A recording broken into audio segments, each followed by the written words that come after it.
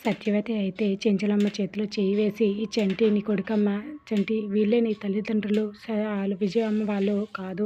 ఇక నుండి నువ్వు వీళ్ళతోనే ఉండాలి నాన్న. నా మాట విను" అని బ్రతిమాలుతూ ఉంటుంది. ఇక "అది కాదమ్మా, పద హాస్పిటల్‌కి వెళ్దాము" అంటే, "లేదమ్మా, వీళ్ళే నీ తల్లిదండ్రులు. నేను చెప్పేది విను నాన్న" అని అంటే, ఇక చెంచలమ్మకైతే చాలా బాధగా అనిపిస్తూ ఏడుస్తూ ఉంటుంది. "నాకు ఏం కాదు నాన్న. ఇక నుండి నువ్వు వీళ్ళతో ఉండాలి. నాకు మాట ఇవ్వు నాన్న" అంటే, "నాకెవరు వద్దు. నాకెవరు తల్లిదండ్రులు కాదు.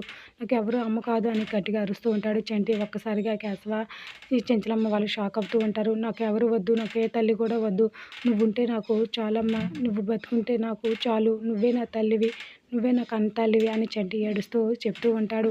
"అది కాదు నాన్న, నేను చెప్పేది వినంటే ఇంక ఏమీ చెప్పకమ్మా. పద, నేను రక్షించుకుంటాను. నిన్ను హాస్పిటల్ తీసుకుని వెళ్తాను" అనేసరికి చెంచలమ్మ అయితే షాక్‌లో అలాగే ఉండిపోతూ ఉంటుంది.